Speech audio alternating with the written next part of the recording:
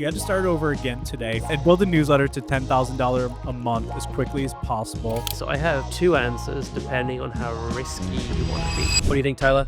Too many newsletters? We dead? Don't start a newsletter because you want to just start a newsletter business. Start something because you love it. Okay. If you could buy a stock in any one newsletter today, what would it be and why? You want to buy low, and sell high, right? So you want to... Whoa. What is this? Buy low and sell high? Yeah, write that down. So this is... Hey, Tyler, we're back for the Q&A episode. Round 2. If you guys have questions, shoot them over to us at letterlandpod@gmail.com. Our inbox over there is feeling a little bit lonely. So yeah, and we would love any video or audio ones which prove to people that those are real humans that are asking the questions and not just me with different wigs and mustaches on. Always appreciated. Making up names on ChatGPT. Let's do it. Tyler, do you want to take the first one? This looks like it's made for you because I have no idea. Question is, should we give a writer a byline in our newsletter? Break it down for me because I'm not from a journalistic fancy background. I mean, a byline is literally just like the by. It's a little line that says this newsletter was written by Tyler Morin, right? I would actually recommend for most newsletters that I think you should have some sort of byline because I think it's becoming increasingly important to have somebody that people like associate with and you're actually building some sort of parasocial relationship with them. They knew the two women who started the skim, but they kind of knew that they weren't writing it, but it was their voice. And it's the same thing with the Morning Brew. So I think everyone really got stuck on this idea of it just kind of this anonymous newsletter that's written by a bunch of people, like a newsletter by committee. But I think it's actually becoming much more important to have this relationship, this one-on-one relationship. I think that's really great for engagement.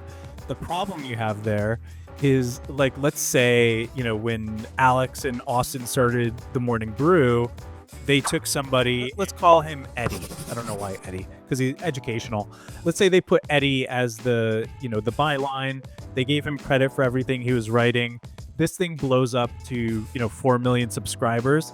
All of a sudden, Eddie is the brand. He's the voice.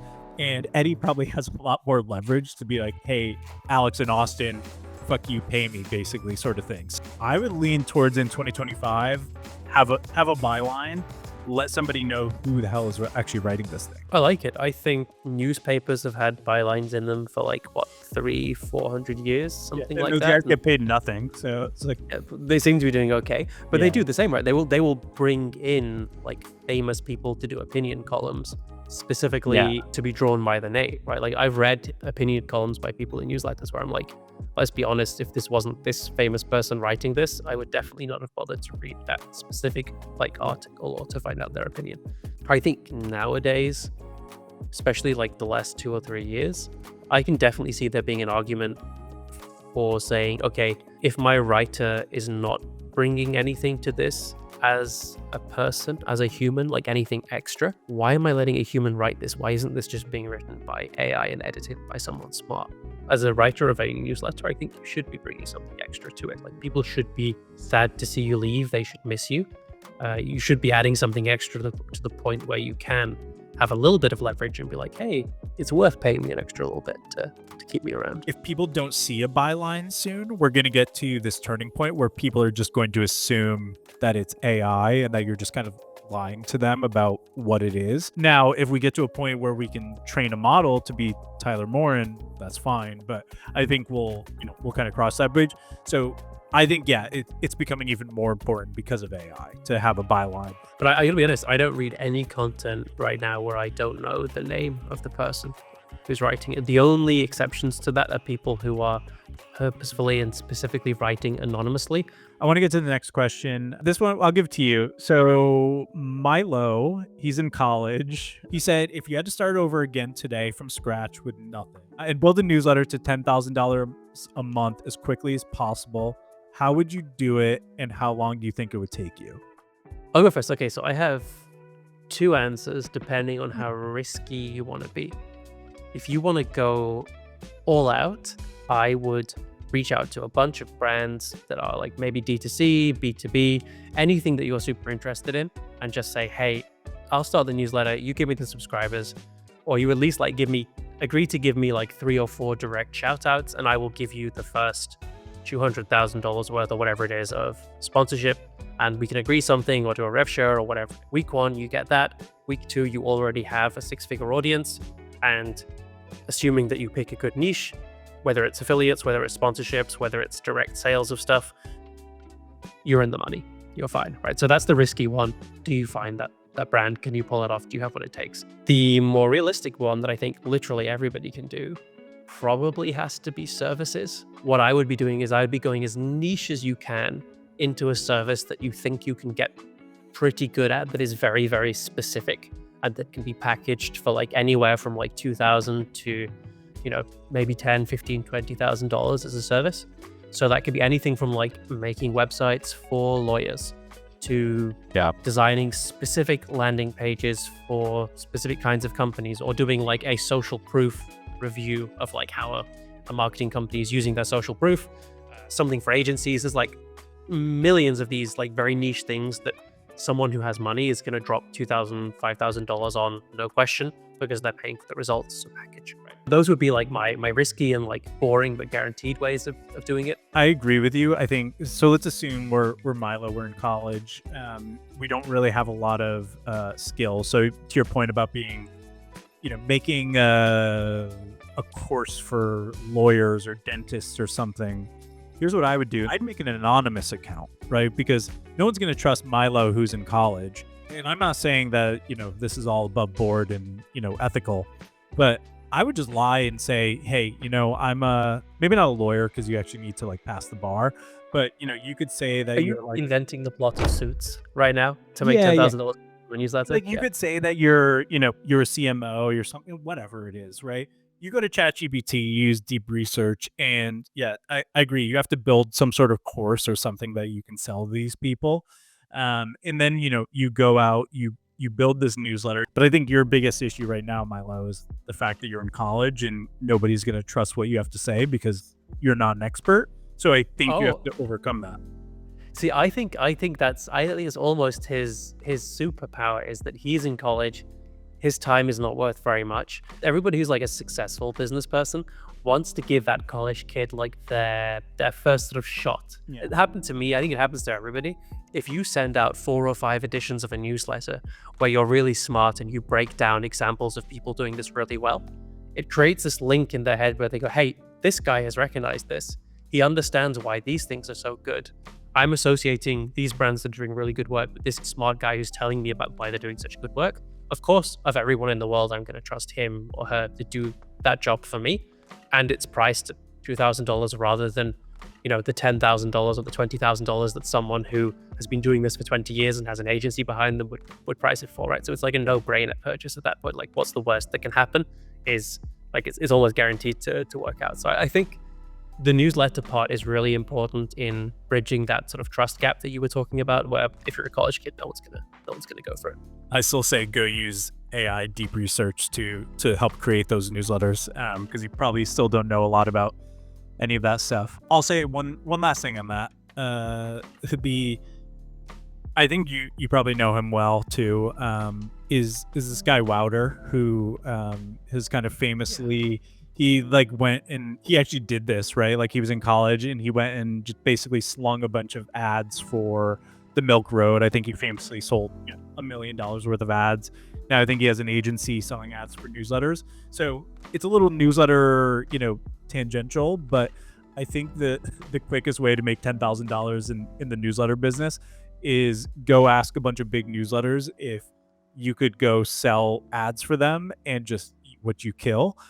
Say it's no risk to them, and they're going to probably say yes unless they have something that's they're not allowed to work with other, because they're working with an agency, they're not allowed to work with others. But that's probably the quickest way you go make $10,000, because if you go to 1440 and you sell $100,000 ad, you could get 10-25% of that as a cut, and you already made your money. Yeah, that in general, that's just like, if you're in anything that is sales or marketing focused, where you can take 100% of the glory, even if you had nothing to do with the result.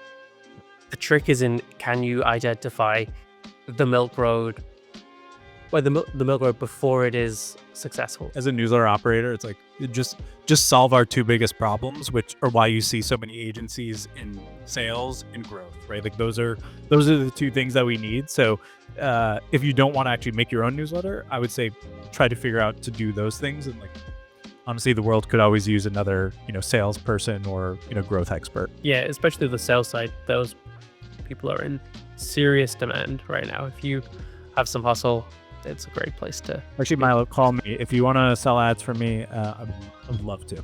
Love working with agencies in the ad space. It's my least favorite thing to do. Let's get to the next one. So we have Jane asks, if you could buy a stock in any one newsletter today, what would it be and why? Can I go first on this one? Yeah, take it, because I still need a couple of seconds to think about my answer, because I don't want to piss anyone off. So you go for it.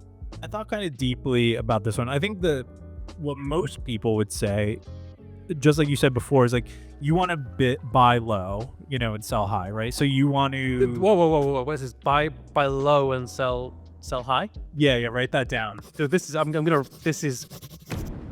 I know. I do. I write a finance newsletter, so I know that stuff like in and out. I need to. Yeah. I'm gonna be clipping this for sure. This is awesome. Keep going. Like, what's up? Yeah. What's next?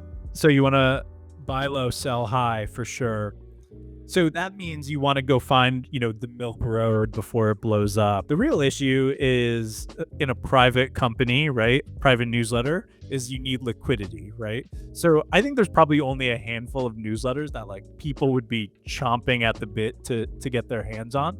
So I would actually look the opposite way and be like, I want to get equity, or I want to buy stock in 1440 or something like that.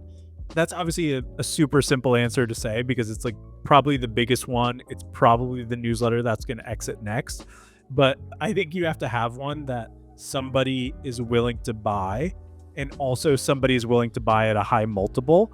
And I think only a couple of newsletters that are out there, people are actually going to be buying at, let's call it a couple times revenue at this point. I think all the other newsletters, kind of the, million and below, are probably going to be selling for, what I'll call replacement cost, which is like somebody's buying the list, not necessarily the brand. I think those days of like those smaller newsletters selling for any reasonable media multiple are probably gone away. So I'm sticking with a big boy because, that's who I think is going to sell. Unless you're really good at identifying like what's going to be next. Yeah, hop on that early. But give me 1440 all day. I'm buying the blue chip, baby. 1440. I love the team. They're super smart. I love the newsletter. I love everything they're doing. In my head, like I would be happily invest some money in them. If I had to put a big bet in, I'm like, are they going to be a morning brew or are they going to be a skim? Because you only need to like miss the boat and end up in a bad financial economy for a couple of years. Well, let's be honest. Skim really shot themselves in the foot by. I think they raised more money than they probably ended up selling for, right? Like they raised. Did they end up raising $20-something million? So I think the brew and the hustle both raised less. Let's call it $1 million each. So. I mean, they kind of set themselves up for failure there. Oh, yeah. And I don't think the 1440 is on anything like that direction. I just wonder if you were to try and get into 1440 now, whether you would get a valuation that is reflective of where they are now or is reflective of where they think they're going to be when they sell. That's why I think you want to get kind of in on the lower end, but I just don't think there's like a ton of liquidity in those things. I was thinking about this. I think probably the one that I would consider going for is Tangle, Ike Saul's newsletter, the unbiased news, because there's kind of strong key man risk with him, but he's, I think, just on the precipice of like blowing up and going really, really mainstream. His audience is almost at the size now where he will start to get invited to things that is just going to accelerate that and make it go pretty crazy, I think. And I don't think over the next 4 years there is going to be a sudden slowdown in US political news. It's awesome because he has it like every 2 years, he at least has like a very big event to look forward to. Or it's like, oh, midterms are coming up and wow, it's contentious. What a shock. But now with Trump back in office, like it's Trump's whole game is like every day there has to be a midterm size event that needs to be reported on, right? Yeah. So it's a really good time for him. So I would definitely invest in them. If you have, a couple of thousand people paying you $5 to $10 a month, like that's real revenue. That's probably not going to disappear overnight. I want in on that business because that can, like, you can get some really nice returns on that. You get some I really think good there's multiples. also, that's like a revenue multiplier too, right? Investors, or buyers are going to look at that and be like, yeah, that's real. The ad market can dry up. Should we get to the last question? Let's do it. I can take this one. So Tim says, I want to start a newsletter, but it feels like there are already so many newsletters out there. Did I miss the boat? Or is it still possible to come up with a newsletter idea that's different enough for me to break through the noise? What do you think, Tyler? Too many newsletters? We dead? Can we fit in one more? Yeah, no. No, Tim. Just give up, Tim. It's not worth starting. I think the way he asked this question kind of scares me.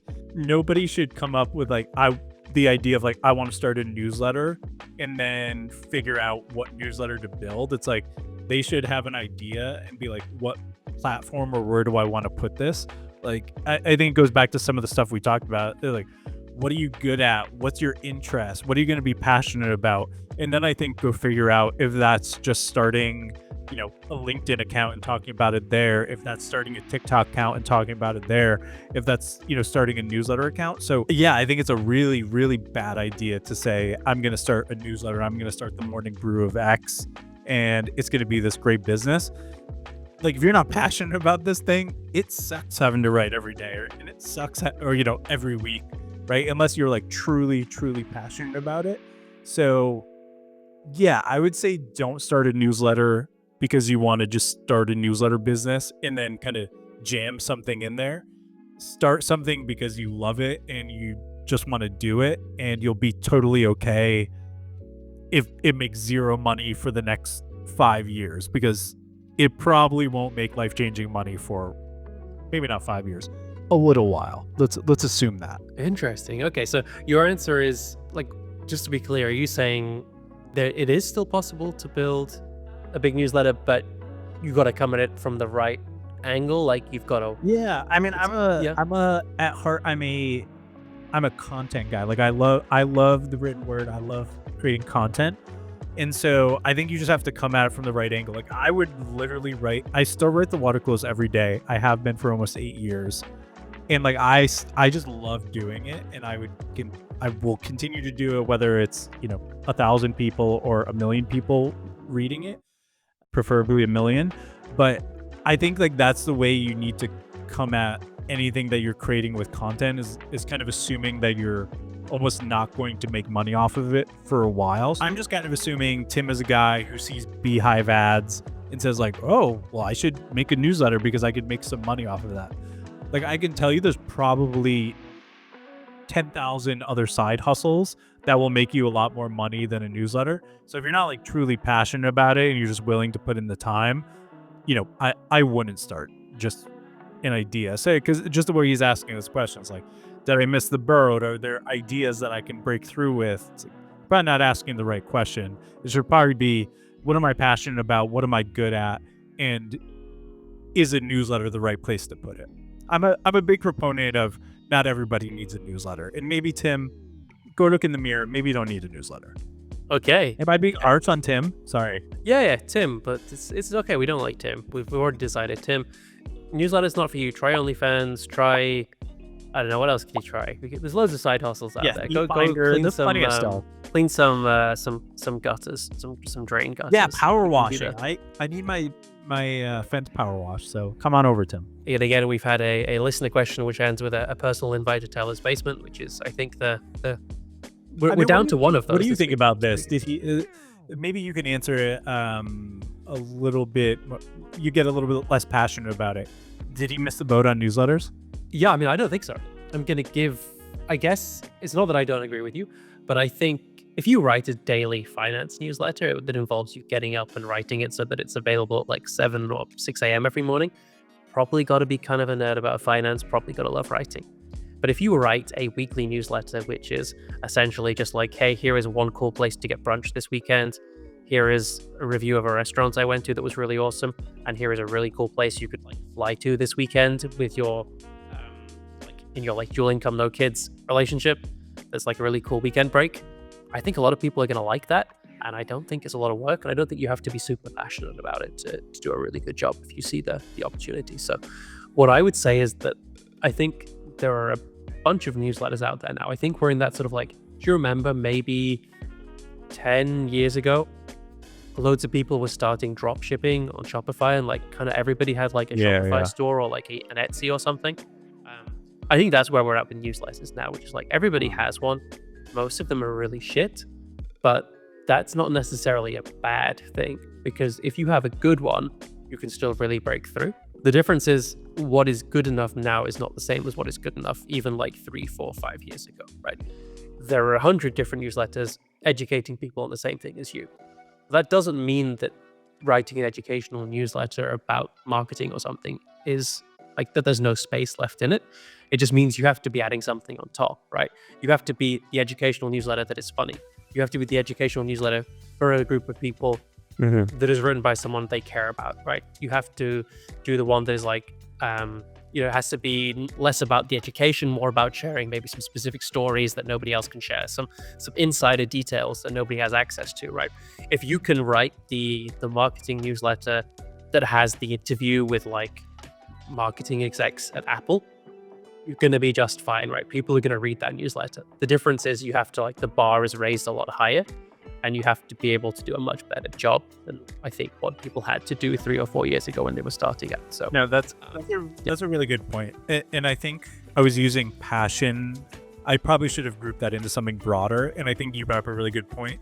You need to have an unfair advantage, I think, these days, right? And I think my unfair advantage, like, I don't think well, maybe I'm a little bit better than other finance newsletters out there, but I think it's just like my passion, like my humor, it kind of like shines through, and people have like gotten to know me, and the fact that I started a long time ago, another unfair advantage. So I think like you just need to find that. And to your point, it's like you could write an educational email, but you better make sure it's not one that somebody can just replicate with AI, because they're going to blow you out and they're going to do it every day, and you're only doing it once a week or once every 2 weeks.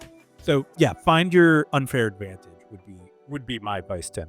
Find the thing that makes you unique and makes you better for a group of people than anybody else. Find that thing that makes them want you over the others. And then I think you'll be fine. I think as long as you go into it realizing that that is where the bar is at these days, then you're going to be fine. Because I totally agree. If you go into it and go, okay, I'm going to use AI to generate the news on finance. I'm going to add a funny meme that I generate to the end of it, and I'm going to monetize it with Beehive ads, or any ad network. Let's not dunk on Beehive. I think you're going to have a really bad time, right? You're going to get some subscribers because getting email addresses is easy, but you're going to end up at the end of the month making less than you paid for the ESP fees. That's literally my nightmare. So yeah, don't do that, Tim. But what you should do is, if you have any more questions for us, Tim, you should send them to letterlandpod@gmail.com to ask us any more questions. I think that's it for our Q&A. Is that all you got, Louis? Yeah, let's wrap it up. That was such a smooth segue into the ending. I'm impressed. So let's leave it there. You were just like going off on a tangent, so I had time to think about it. Brilliant. I'm always hoping that I wasn't paying attention to anything you said. I was just. I know you're never listening to me. I'm just always hoping that you're thinking up something smart or interesting to say. So luckily we nailed it that time for the outro. All right. I think that wraps it up. See you next time. But we'll see you guys.